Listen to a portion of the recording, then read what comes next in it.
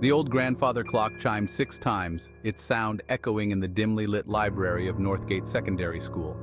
The room was filled with the scent of old books and the faint rustle of pages turning, creating an atmosphere that was both eerie and inviting.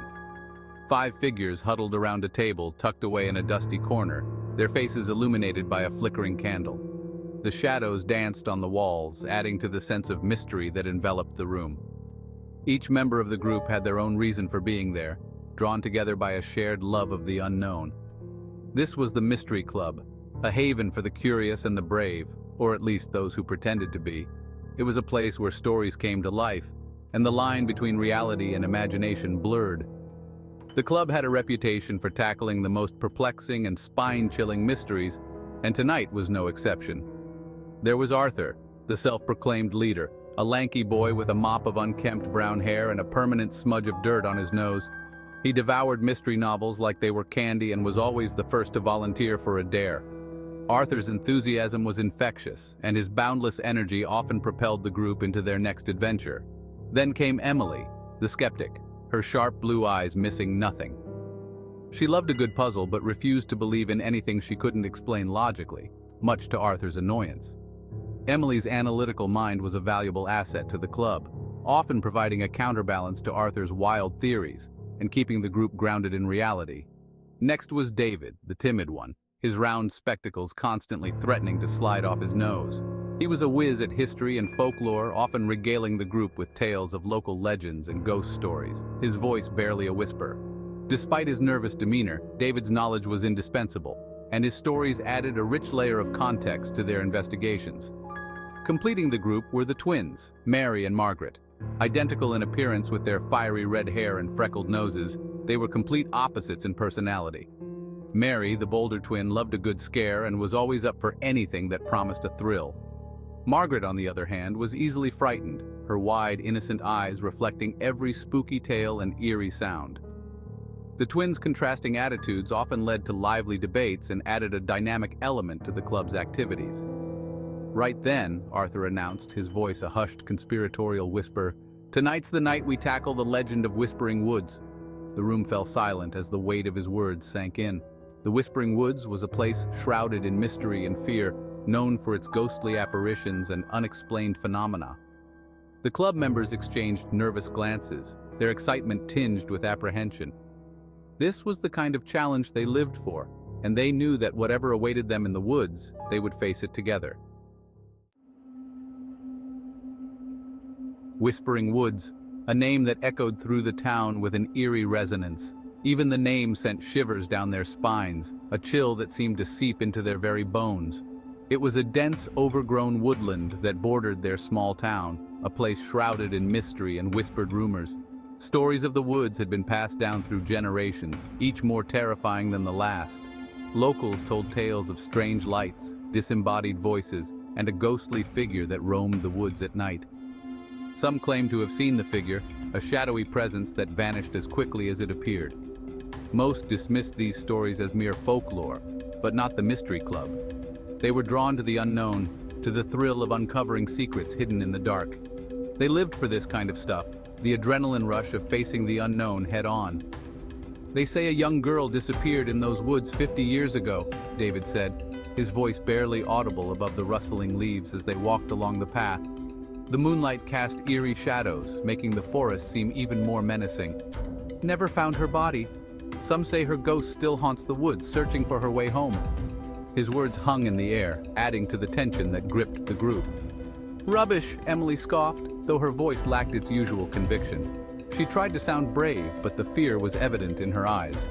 The woods were dark, the trees pressing in on them like silent giants. Each step they took seemed to echo in the stillness, amplifying their unease. The air hung heavy and still, filled with the scent of damp earth and decaying leaves. It was as if the forest itself was holding its breath, waiting for something to happen. As they ventured deeper into the woods, the last vestiges of daylight faded, leaving them enveloped in an eerie twilight. The wind picked up, rustling the leaves and creating strange whispering sounds that seemed to come from everywhere and nowhere at once. "Did you hear that?" Margaret whispered, clutching her twin's arm. "Hear what?" Arthur asked, straining his ears. "Like someone crying," Mary said, her voice hushed.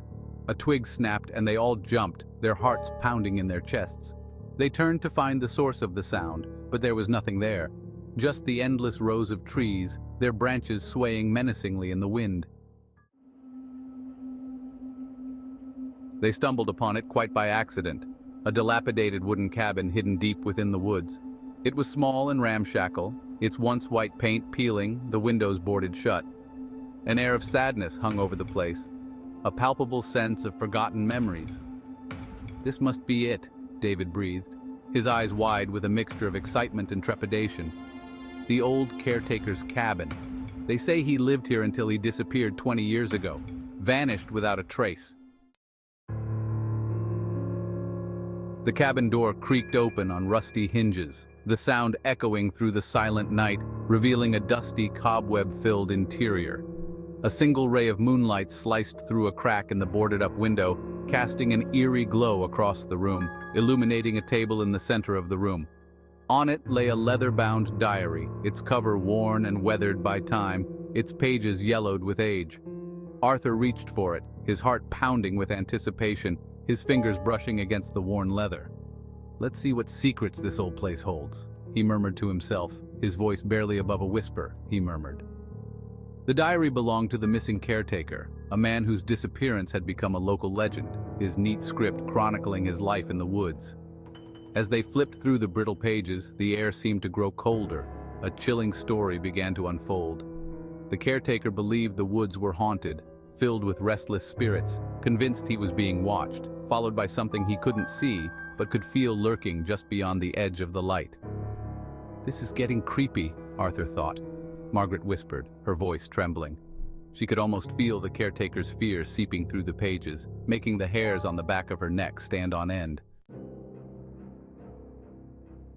A blood-curdling scream ripped through the silence, jolting them out of their morbid fascination with the diary. It was Margaret. She stood frozen, her eyes wide with terror, pointing a trembling finger towards the window. "There!" she shrieked. "I saw someone watching us!" They rushed to the window, peering out into the darkness.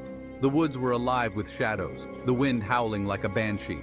For a moment they saw it, a fleeting glimpse of a figure standing at the edge of the trees, a tall, shadowy silhouette against the moonlit sky. Panic seized them. Arthur, fueled by adrenaline and a strange sense of responsibility for his fellow club members, made a split-second decision. "Run!" he commanded. They scrambled out of the cabin and into the woods, their hearts pounding in their chests. The figure moved with unnatural speed, gliding through the trees, its presence felt more than seen. Branches whipped at their faces, thorns tore at their clothes, but they didn't dare slow down. The sound of their own ragged breathing was drowned out by the pounding of their pursuers' unseen feet. They emerged from the woods, gasping for breath, their clothes torn and their faces scratched.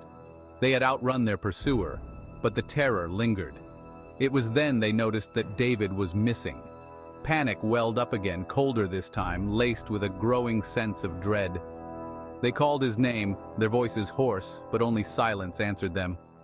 Retracing their steps, their blood ran cold as they stumbled upon his glasses, lying broken on the forest floor, a single lens reflecting the pale moonlight.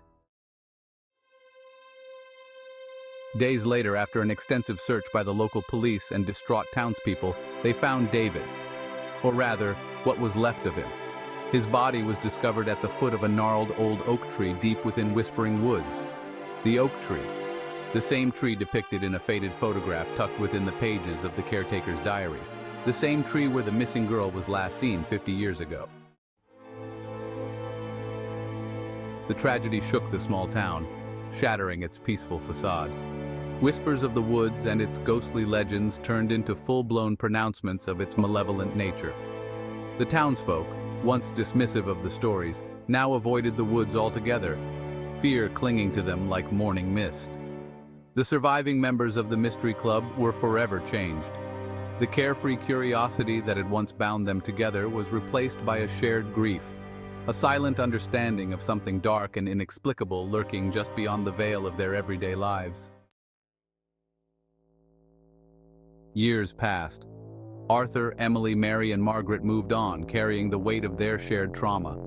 But the whispers remained. Whispers of David, forever lost in the woods. Whispers of the missing girl, her spirit forever searching. Whispers on the wind, rustling through the leaves of whispering woods, a constant reminder of the secrets hidden within its depths.